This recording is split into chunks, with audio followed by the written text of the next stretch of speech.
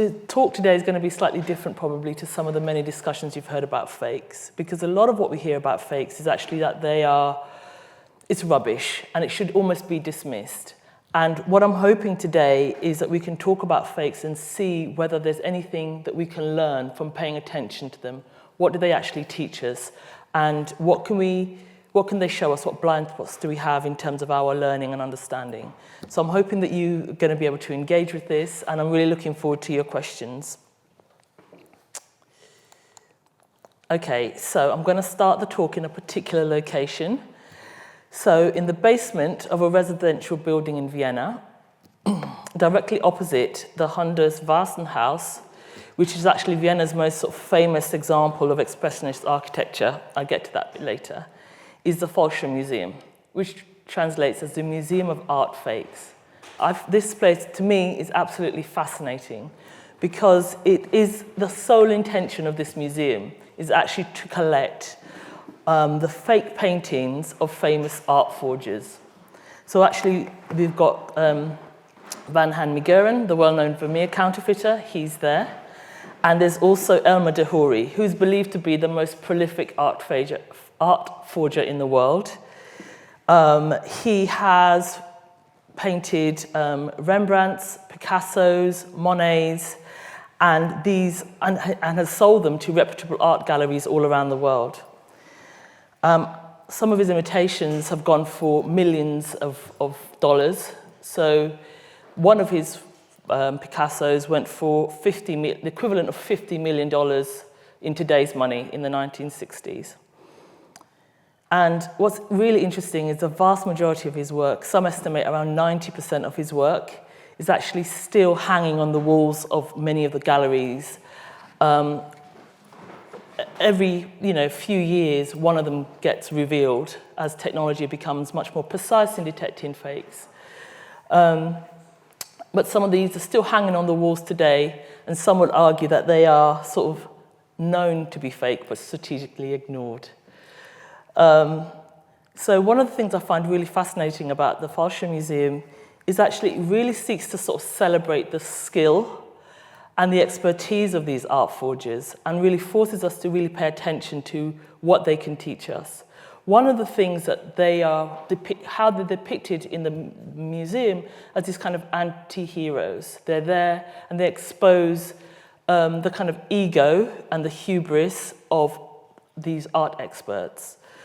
So what we see is these kinds of anti-heroes going up against this very small, closed world of a handful of experts that get to decide whether a Picasso is a Picasso or a Monet is in fact a Monet. And the pieces that are celebrated in the museum are really, one of the things that they try to do is to really question, who is the expert? And if these paintings were so good that they were able to fool these art experts, what can we learn from them? So one of the things I found a couple of years ago, I did a podcast called Exploring the Genuine Fake, and I really enjoyed it. I had 10 different podcasts, and I invited people to come and speak about their ideas about the genuine fake, which are fakes which are both real and fake at the same time. And one of the people who came along was Vernon Rapley, and Vernon is actually the director of the Cultural Heritage Protection and Security at the Victoria and Albert Museum. It was absolutely fascinating, as you can imagine. But what he was saying was that actually these forgers invest more time in fabricating all the documents that they will need to prove that a Picasso is a Picasso than they do sometimes the actual paintings themselves. And they often forge the documents first. And if they can't have convincing documents, then they often won't pursue the painting. So this is also really fascinating as well to look at that kind of effort that goes into forging. And one of the things that Vernon was so great at explaining was that fakes don't exist on their own. One fake always leads to another fake, because in order to have really good documents to support a fake painting, you need to have access to a whole ecosystems of people who can produce fake letterheads, and so they often exist alongside lots of other fakes. But what's really fascinating is that these forgers, they become kind of experts at delivering the kinds of evidence that they think that experts want to see. And I found this really interesting to learn about. So what we know is that some experts might prefer official documents from the University of Oxford. And so forgers will spend a lot of time investing in the right types of paper, the right type of ink to be able to forge that even before they even start looking at the painting. So what we start to see is a kind of a way of understanding authority and expertise from the fake. What the art forgers know is that because so much deference is given to the opinion of a really small, closed group of people, that if they can convince one of two of those people that their fake is real, they know they have access to art galleries who often unquestionably will accept this opinion of this expert, and then they're onto the walls of these galleries, sometimes indefinitely. So I've found this really fascinating when we think about the Museum of Art Fakes. Is it teaches us to think through the role of expertise and actually sometimes how easily that can be manipulated. It also asks questions of who gets to become an expert and by what means. So, 7 streets away from the Falsham Museum, on the corner of Stadpack, is the meeting point of a walking tour for The Third Man, which was famously filmed on location in Vienna. I can actually nerdishly confess to having been on this walking tour. Directed by Carol Reed and released in 1949, The Third Man is based on a book by Graham Greene that tells the story of Harry Lime, a racketeer who fakes penicillin in post-war Vienna. I don't know if any of you have seen The Third Man. Some of you have, but for those of you who have seen it, you will know that Harry Lime is played by Orson Welles, and he leads a gang who stole penicillin from a military hospital. They adulterated it, fabricated it, and then sold it on. The authorities are actually onto Lime, and so he fakes his death. The film actually centers on the search for Lime, takes us through the sewers and the underground networks of Vienna. The audience starts to uncover more about Lime through a close friend of his who's actually visiting Vienna to try and find him. And we meet his Czech girlfriend, who he presents this false persona to. But we get to see another side of Lime as somebody who's caring. He gives his girlfriend a fake passport that allows her to stay and she's not deported to Russia. So through these characters, the audience has actually ended up being quite endeared to Lime. He is a kind of anti-hero. We don't actually want him to get caught as he's running through all the sewers. We see absolutely no evidence of his crime. We just only suggestion and rumour. And these are really discounted by his girlfriend and his friend because they don't know that aspect of him. So what we learn from the kind of fake that's presented is that fakes often exist at a certain moment in time of sort of great social upheaval, where the decisions of key institutions seem arbitrary and morally questionable. You know, we get to see the sense of a kind of trust deficit in many of the institutions in post-war Vienna, and also we get to see a kind of different range of fakes. So we get to see the fake passport, we get to see the fake death, we get, lots of different types, the fake penicillin. The film is really, for those of you who haven't seen it, I would recommend it. So, while the Hundertstrasse House is considered one of Vienna's most famous examples of expressionist architecture, The Third Man is also regarded as a classic for its use of expressionism as a cinematic tool. The expressionist movement developed in the 20th century, mainly in Germany, as a reaction to the sort of dehumanizing effect of industrialization. I want to talk about it here because it's used so much in The Third Man, and it's in art, in particular, this expressionism really displays itself as a kind of distorted angles, lighting and scenes for emotional effects are used, and it's often dramatic. And in The Third Man, the lighting is absolutely crucial. So we see the really atmospheric uses of black and white, We see harsh lighting and significant shadows. The shadows are actually really significant throughout the film as an important tool.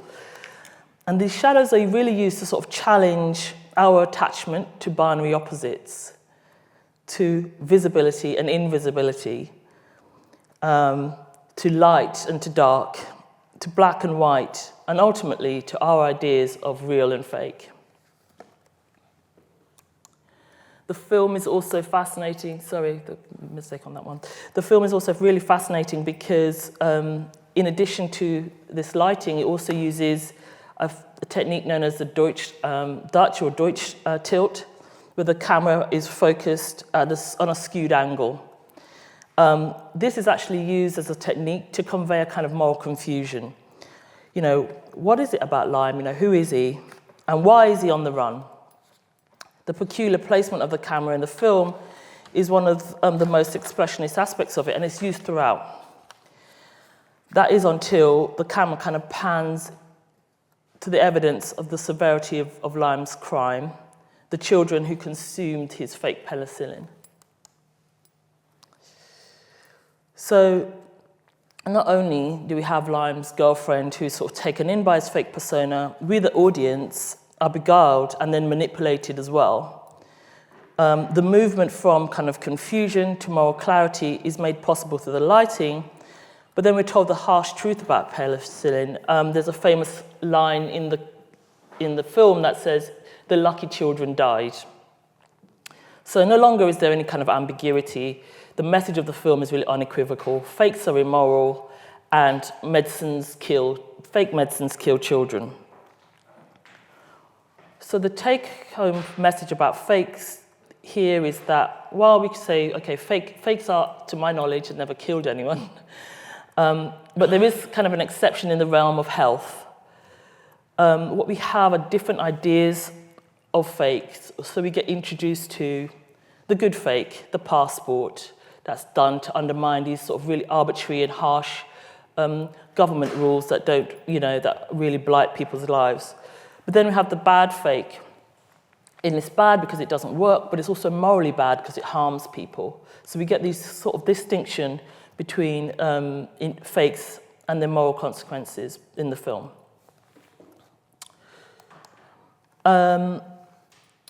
In 1999, the British Film Institute actually called The Third Man one of the most, it was in fact the #1 British film of the 20th century. That was the kind of accolade. Its star, Orson Welles, continued his kind of lifelong fascination with authenticity and fakes.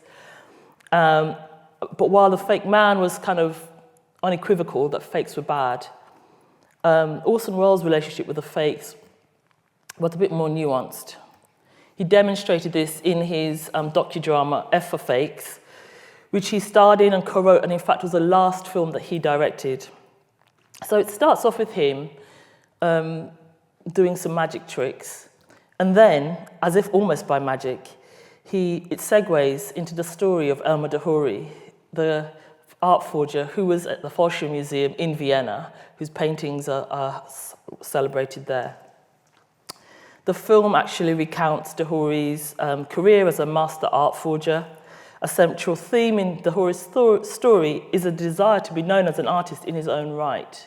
And he questions throughout, why can't I be accepted in the art world using my own name?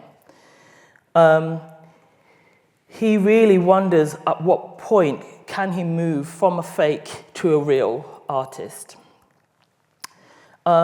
And reflecting on this in many ways, I feel that Dahuri's position really reflects and mirrors some of the work that I've been doing with shadow scholars in Kenya.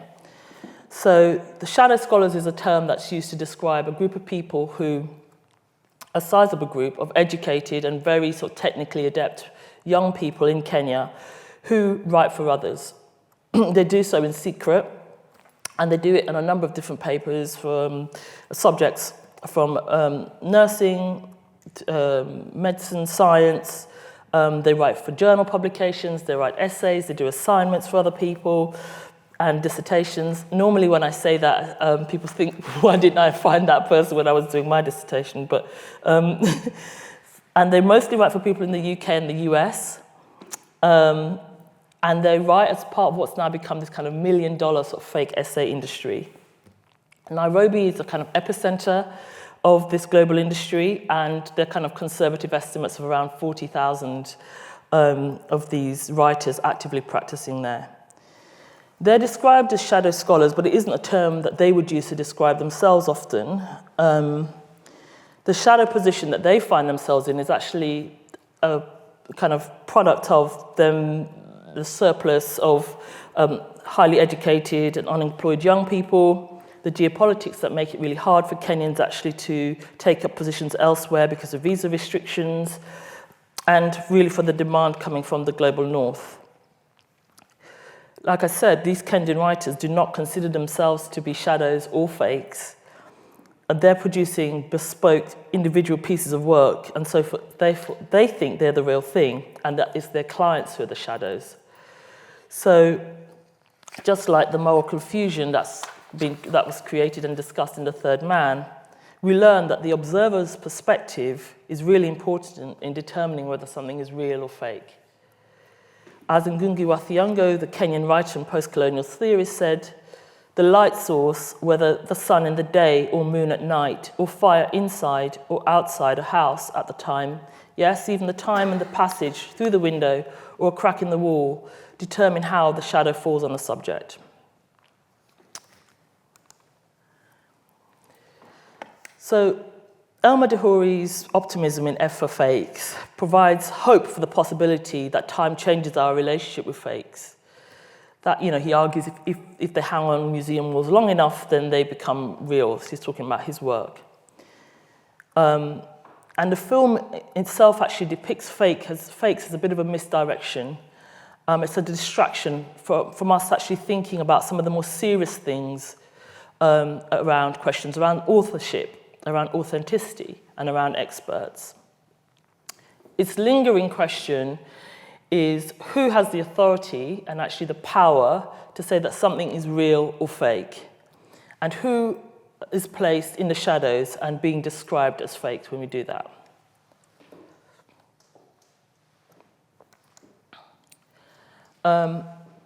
F for Fakes wasn't well received. It didn't do very well in the box office. Its lack of clarity and moral certainty around real or fake was in many ways, I think, ahead of its time. And it was, in Europe, actually, it was kind of lauded and people thought it was really interesting, but it was really panned in the US and didn't do well at all. And Orson Welles, this sort of explains the fact that it didn't do well by saying that the focus on questioning experts was a problem in the US because at that time he felt that people were really bought into the idea of the sanctity of experts and they didn't want to question it. Over time, we've seen is that while the 20th century was really focused on individual fakers, such as people like Harry Lime and Elmer Dehori, increasingly the 21st century, actually, the focus on fakes started to look more at systems, institutions, and processes that were the creators of fakes, that it was these things that produced fakes. We also sort of can see that actually in the end of the 20th century and the beginning of the 21st century, comedy and parody became really important tools in exposing fakery. And so the 2018 film Dying to Survive is a really great example of this. So I would really recommend this film if you haven't seen it. It's been critically acclaimed, won lots of awards, and it's actually a comedy drama. And it is actually a comedy. Now, sometimes people say something's funny and you think, is it? But actually, I did actually laugh at this. I don't know what that says about my humour, but I did actually laugh. So the film tells us the story of a small drugstore owner, a man called Chen. So he's the man in the middle. And it tells the story of how he becomes this kind of exclusive selling agent in China for this Indian medicine, a drug that's used to treat cancer patients. So at the time, the Chinese patients were suffering with these overpriced medications from this particular Swiss pharmaceutical company. And Chen decides to, basically because he can't afford the medication for his father who's ill, he decides to start smuggling this medicine in, initially in really small numbers, and then realizes there's a huge market for it. He starts by smuggling in what are described as fakes from India. He's initially presented as this kind of real deadbeat, deadbeat dad, husband. All of his stuff he's selling in his shop aren't very good, nobody wants it. But then he becomes this kind of savior for the kind of thousands of Chinese patients with cancer who can't afford these medications. So the film really spends a lot of time looking at not only the protests against pharmaceutical companies, but also the fact that the genuine medicine costs about 4,000 yen, but the medicine that he's bringing over from India costs 2,000 yen. And so we really hear about this kind of incredible disparity in prices, and it asks questions around the kind of ethics of that. The film is interesting in lots of different ways, but the person who I found the most interesting was the priest at the end, because the priest really acts as our moral barometer throughout the film and provides us with a kind of a sense constantly of right and wrong. So at the beginning, when Chen wants to access the patients in the priest's congregation to sell his medicines to them, and the priest says, no, it's illegal, I'm not going to do it. But over time, the priest starts to really change his position, because in conversation with Chen says, well, is it wrong to do something illegal if it's saving lives? And so that's when the film really starts to explore this kind of moral tension. The priest himself starts to see that the ways in which the pricing of pharmaceutical products is done is in itself a sin. And he sees this sin as a structural sin, a sin that's essentially organized, where the legal system, the healthcare system, governments all act against the poor to keep them poor, but essentially to kill them. And so we start to see the kind of immorality of the real and the morality of the fake. So by that I mean immorality of the genuine medicine that the pharmaceutical companies are trying to sell, and the morality of the fake medicine that Chen brings over from India. Like The Third Man, Dying to Survive actually is based on a true story. The film is based on a Chinese leukemia patient called Lu Wan, who started smuggling in medicines from India, and then eventually started giving it to other cancer sufferers. So from this film, we really start to ask questions around who benefits from these ideas of real and fake, and who benefits from these kind of categories.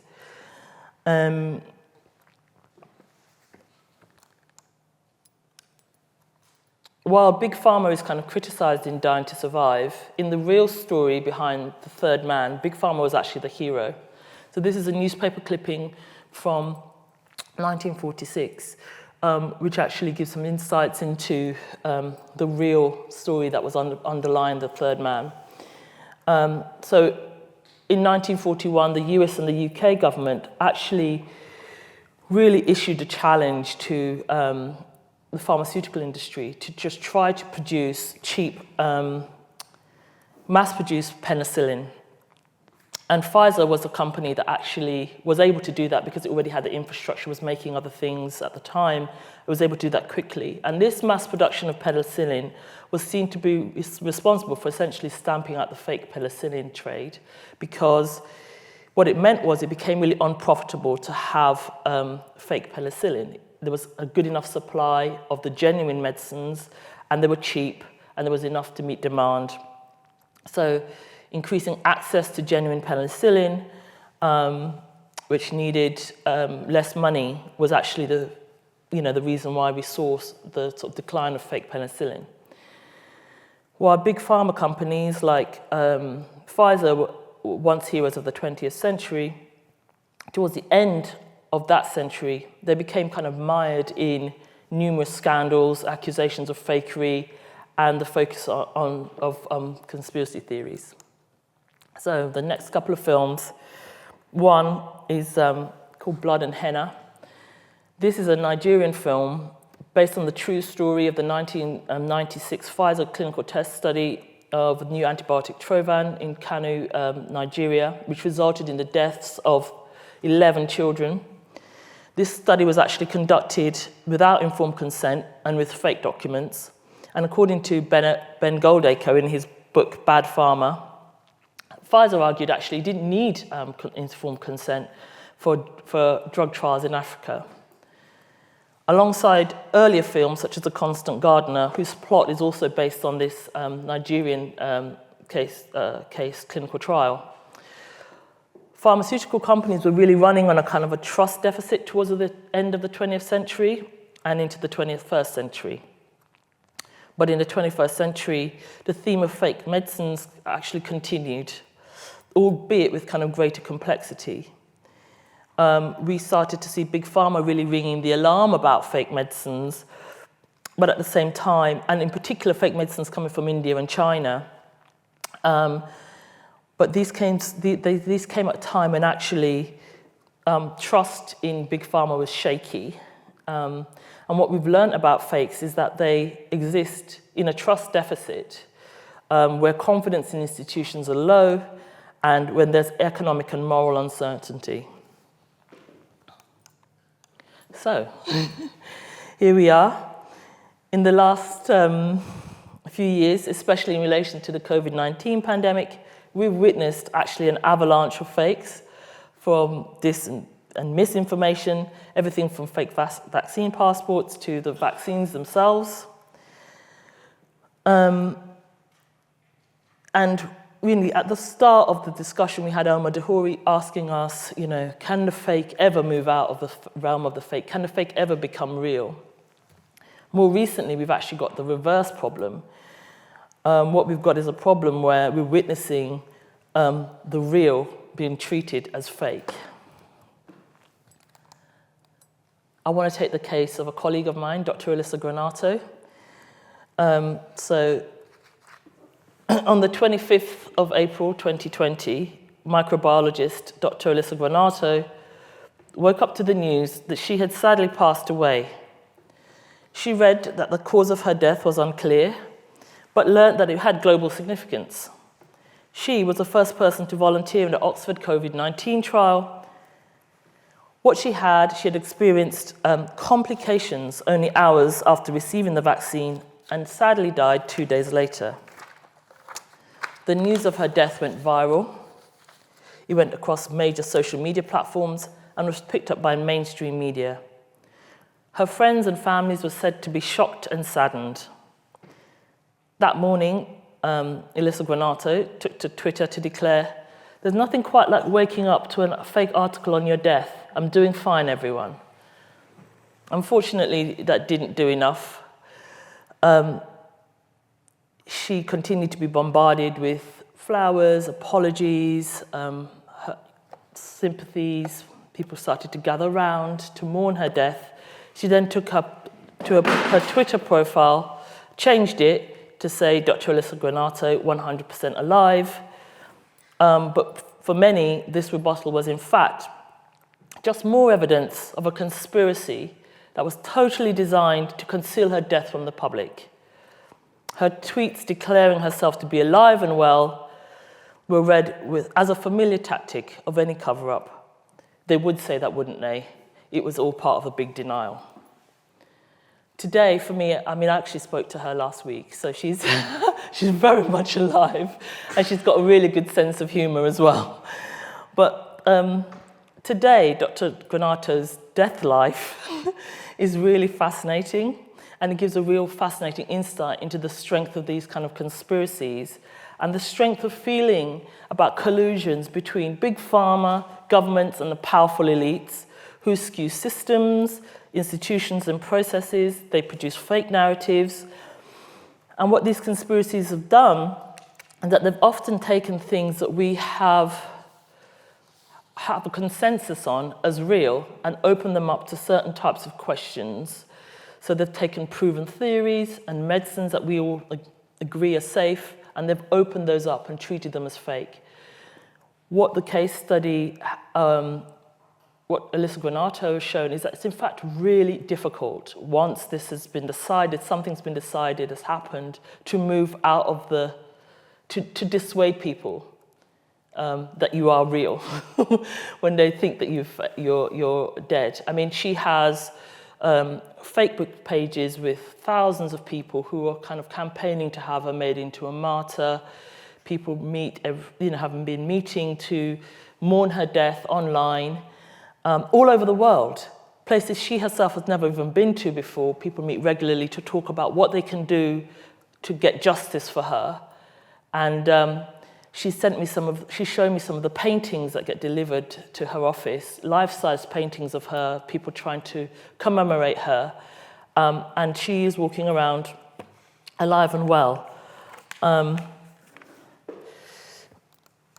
I also wanted to share this. I just couldn't actually help myself. I found this so funny for a number of reasons. This is an email that was sent to me because I was actually at one of the subcommittees of SAGE during COVID-19. And there was something so very English about this, I couldn't help it. So this is completely insulting. It tells me, that you can nudge your vaccine passport as far up your backside as you'll go. Perhaps, so then they go on to apologize.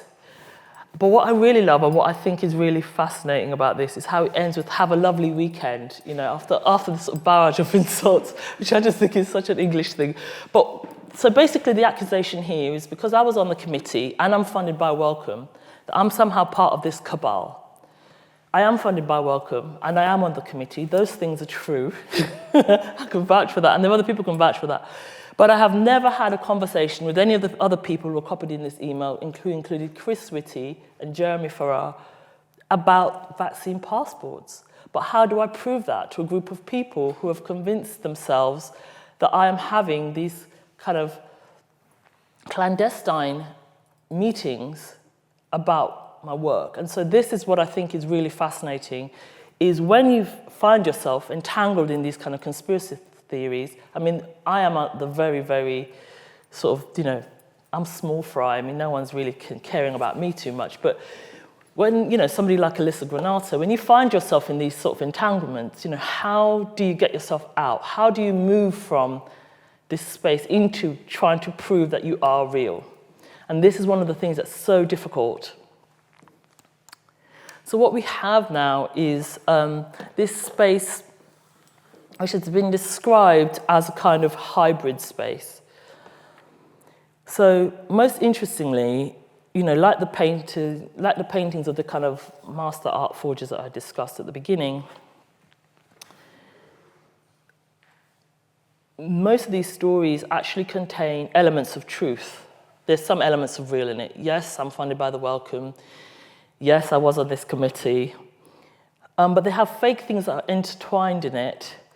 So we no longer have these things where things can be objectively dismissed as rubbish. We have to almost kind of do the work to disentangle the real from the fake. And so what we have now is a very similar situation where the people producing fake news stories or conspiracy theories become very adept at knowing exactly what their market want and the things that can be easily proved. So if somebody Googles me, they can find out that I am funded by the Wellcome. They can find out that I am based in Oxford, which is where Jeremy Farrar was also based. He is the director of the Wellcome. So those things are true, but everything else is not true. And so that nuance is really difficult to communicate.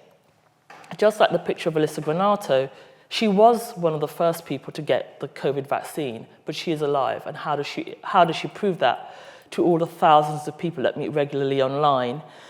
She actually issued a video which went out to people to say, "Hi, I'm Dr. Alyssa Granato, just to let you all know, I'm actually alive," which must be a sentence she never thought she'd be ever saying in her life. And no one believed it. They were like, it's a deep fake. So then she was completely, back to square one. So how do we get ourselves from having interesting discussions about fakes, but also not seeing everything as a fake. And how do we get ourselves to take seriously people's concerns, but not kind of get mired into conspiracy theories?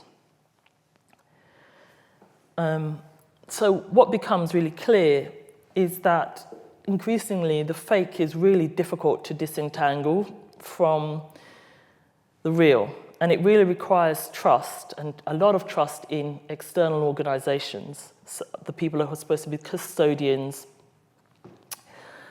What's kind of dangerous at the moment is when the real and the fake become kind of a matter of opinion and perspective. But at the same time, they do reveal certain opinions and perspectives. And so I think, what they ask us for sometimes is greater trust and greater confidence in institutions, and they actually ask for a kind of call to action for those institutions to make themselves more transparent, more trustworthy, and to give us more confidence in them so that we believe in them. I found actually trying to conclude this talk really difficult, just because actually we're still learning, we're still understanding fakes, because technology now plays such a big role in understanding fakery. Not only in producing it, but also the way in which we understand it. But we can see that actually fakes are sometimes indication of kind of access issues. Affordable and safe medicines, high quality information, trustworthy experts. And eliminating fakes can be seen to require governments who are really seen to protect the poor against big corporations. And I think what we're seeing now are kind of a time where we're trying to think through some of the sort of different ethical implications of different types of fakes. So we've seen that throughout this discussion, there are different types of fakes, and that require us to have almost different types of ethical positions. But what the fake reveals is certain kinds of vantage points and the role of the observer in what we consider to be fake or fakery. We have to justify that now. We can no longer say that's fake or that's real. Increasingly, that has to be accompanied by it's fake because this has happened. And then those justifications are then also questioned. So it becomes incredibly difficult now, increasingly, to speak with any confidence. And what we've learned from looking at art forgeries is the painting we're absolutely certain is a Picasso today, we can find out in a few years because of infrared sort of technologies is in fact a fake. I just want to say thank you for listening, and I really want to hear your questions. Thank you. If a painting is good enough to be bought by an art gallery, does it matter if it's not by the person it says it is? Does its value lie in who it's by rather than how beautiful it is? That's a good question, and I think that's a question that has really, I think it's inspired the Museum of Art Fakes, but it's one of the things that Madhuri and lots of other people have really spoken a lot about, which is value is more than financial value. If you have a Picasso and you enjoy it as a Picasso, only to find out it wasn't by Picasso, it mightn't change your enjoyment of it. And I think Vernon Rapley speaks about this in the podcast, where he talks about, sometimes having to be the person that breaks the news to someone that, that Monet that they've had for all of these years and been handed down as an heirloom isn't in fact worth a great deal. And that some people actually think, well, I don't care. It was my grandmother's and I'm still going to enjoy it. So it isn't necessarily about the fact it's a Monet, it's about the fact it's been in the family for a long time, or it's the fact that it's been enjoyed. I find these problems so removed from what most of us are thinking about. I mean, I will never be in a position to have a real or fake Picasso. So I think it's about having something that you value probably for itself rather than because it's a Picasso, because it's a Monet. Professor, thank you. That was fascinating. As I listened to your talk, I was trying to make my mind up about what made a fake virtuous or non-virtuous. And I started off by thinking that the virtuous fake sort of punctures the vested interests of the powerful somehow. So if it's a fake Balenciaga or a fake Rolex, or a fake Rembrandt. You know, I kind of admire the fact that these vested interests are being challenged. And then I was thinking about the non-virtuous, and I was thinking, well, that feels as though it's preying on the vulnerabilities of the powerless. So, you know, Harry Lime's fake medication. But then the last bit, you know, does the idea of the fake reality fit into what I was, you know, beginning to think there? Or is it something completely different? Or is it challenging the powerful, that unless they look after the powerless, then fake realities are going to be created to challenge them? I mean, you're right. I mean, there's no comfort in this. It's hard to find a home where you feel really kind of certain about. But I actually felt, as much as I laughed at that email that I got that was accusing me of being part of a cabal, it really did force me to think about, okay, so how is this viewed by somebody external? And what are the kind of conflicts of interest that we need to think about if we're going to really take seriously people's concerns that there are these kind of conspiracies? You know, when you're kind of forming a committee, you don't think someone might look at this as a conspiracy. you know, you don't think, oh my God, people are going to think, are they all out to hurt us? But actually, increasingly, I think it does ask for institutions to make more transparent their decision-making and to make it much clearer why certain things happen in the way it does. And I think that is problematic because people with power in certain positions aren't used to explaining themselves and proactively explaining themselves. So you're not even sure what you're explaining yourself for. But I think increasingly that's actually what is being asked. Not necessarily for people to defend themselves after they've been accused of fakes, but to think in advance, what can we do to make ourselves as trustworthy as possible, as transparent as possible? You know, all of the names of members of a SAGE committee, for example, are available online so people can know who they are. But there's always still a sense that there's other things going on.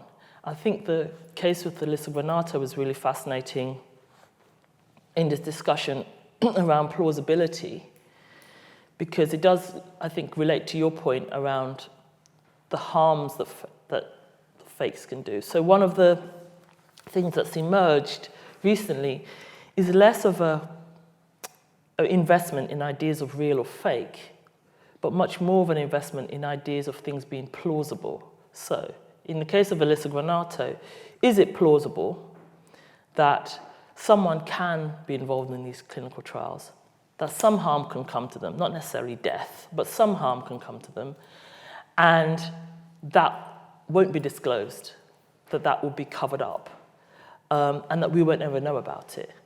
Now, some people are sort of nodding and other people are shaking their heads, and I think that is really about your relationship with trust and how much you trust the institutions. Because some people will say, well, actually, yeah, it is plausible. I mean, there's sort of historical examples of these things happening. And other people will say, no, there are too many checks and balances. You know, social media and technology will make it obvious that this will happen. So I think what we've got now is a space not necessarily about real or fake, but what are the sort of the good fake news disseminators do is actually they play on the plausible. They play not on something that's so obviously fake that no one's going to actually believe it, but they play on this space where, could that actually happen? Could all these people, all in this committee, all somehow have a vested interest, maybe even investments in these vaccine passports? I mean, how would we know? And who would be checking on those people? I think these are some of the questions that really force institutions to really ask questions around, are we doing enough to be open and transparent? And sometimes even when you feel you are doing enough, it mightn't be enough for some people. But I think that increasingly gone are the days when you can just sort of say, trust me, I'm a doctor, or trust me, I'm any kind of professional. Any kind of professional. I think those days are sort of going. I don't know if that's answered your question. Well, I've got a very nice segue here into another question from the online audience, which several people want to know the answer to, and it's a very nice fit.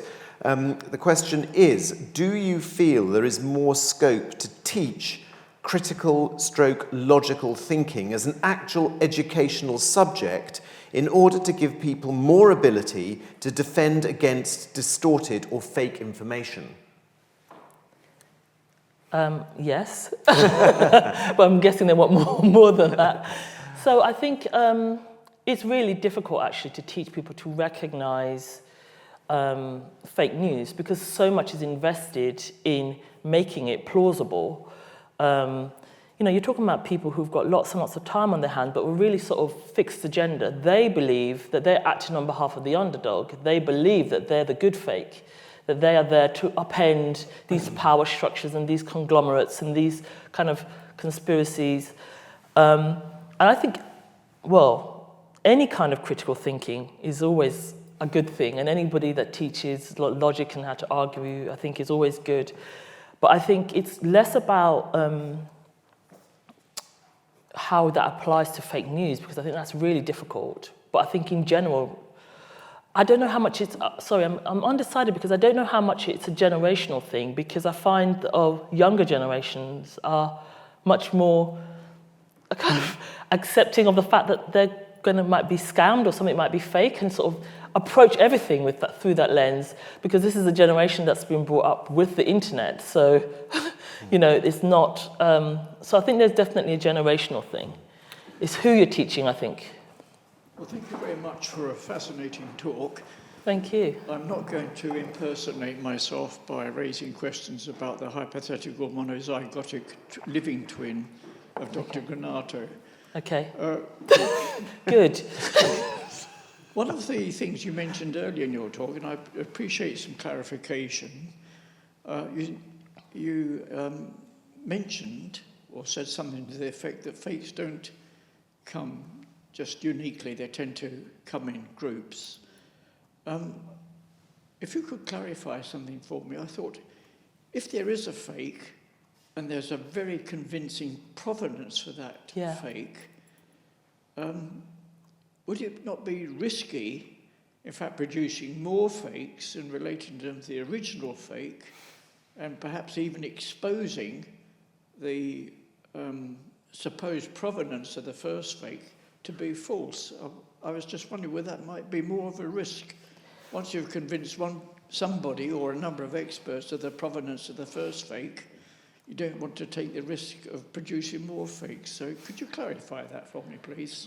I'll try my best. I think I've understood your question correctly. It's really to do with the kind of the first fake and the provenance of the first fake, right? And the risk involved in exposing that provenance itself is false. Is that the question? Yes. Okay. I find that also a really fascinating question, and I think this is why when people talk about El-Madhoury's work, they talk about it often being sort of strategically ignored, because to expose one fake often means you have to expose a whole lot of other fakes and fake documents, people who've turned a blind eye, and that's where the problem starts. So it isn't necessarily saying this painting is fake, but so much work has gone into the infrastructure around that fake.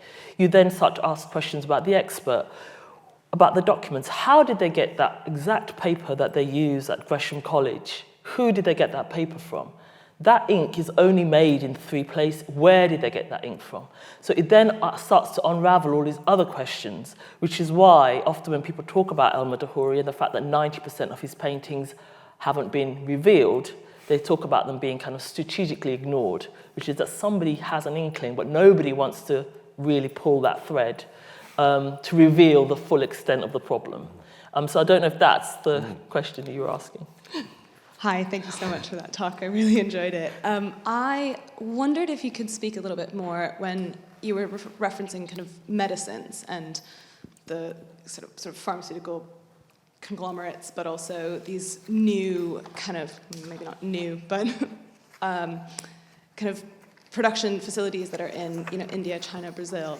And from what I understand, there are kind of differences between sort of counterfeits that do the thing that they're supposed to do, but are not necessarily manufactured by the people who own the patent or what have you, versus fakes that, in theory, do nothing or worse harm. And I wondered if you could talk a bit about how that relates, and I think this is in a way related to the previous question about power and what whether Yeah. it's causing harm. Yeah, I just wondered if you could talk a bit more about that. Well, thanks so much for giving me the opportunity to talk about that, actually, because it's one of the bits on my presentation I skipped through by accident. So there's a whole scene in Dying to Survive where basically they're having real problems trying to actually find Cheng. So what they do is that they round up all the patients who've been using his medicines, they take the medicines off them and they arrest them. And there's this one scene with an elderly lady, cancer sufferer, who turns round to the police officer and says, these medicines that you say are fake have saved my life and been saving my life for the past 3 years.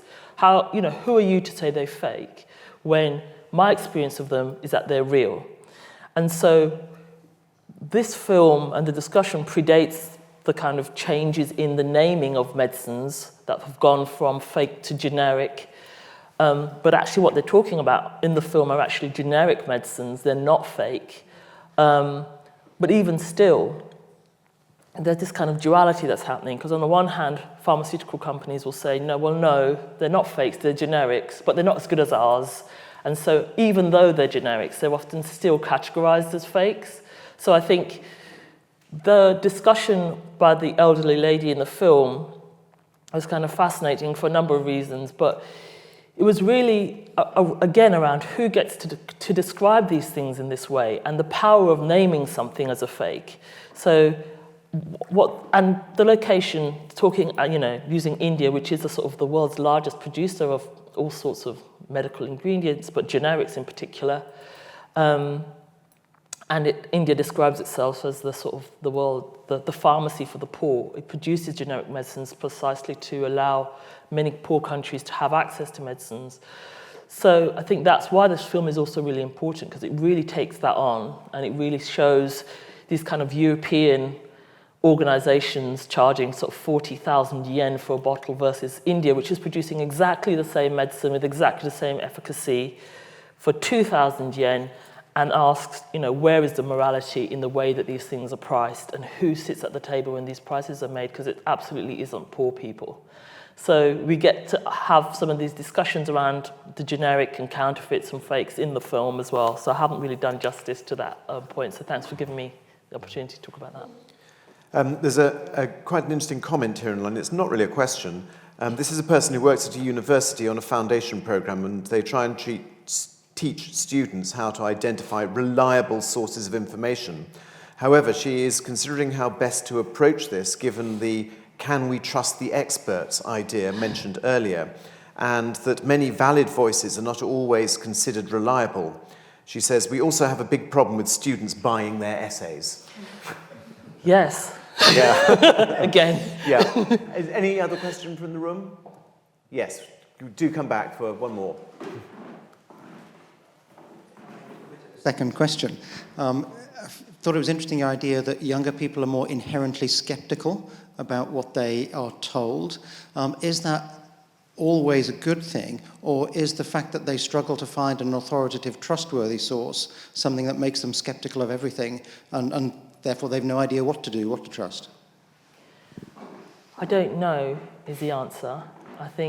I don't necessarily think that young people are more inherently skeptical. I think they are skeptical because, okay, maybe now I've said it, you might notice it a bit more, but there's basically barely a week where you turn on the TV and there isn't some program that's got fake in the title.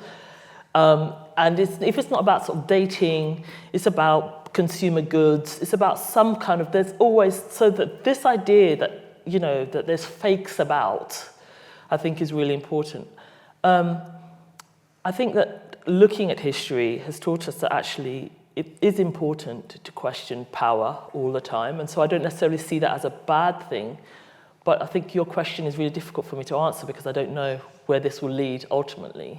I don't know, I can't look into the future on that one, but I think if we look at some of the scandals that have been unearthed in organised religion, in Jimmy Savile, all of these things, at the heart of it was a lack of questioning, essentially, of authority. And so, questioning some of these things isn't a bad thing, and talking about concerns isn't a bad thing.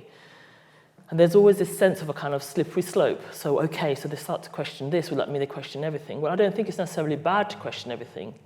It's just whether you end up dismissing everything is the problem. And so how do we get to a point where we ask people and say, and encourage people to question things and hold people to account without dismissing things that we have all agreed on actually work and all agreed on are actually good things. I think that's the difference. Well, thank you very much, Professor Kingori. We've had a really fascinating, stimulating evening. We're all going to be leaving with our heads buzzing with ideas. So can we just thank the Professor very much?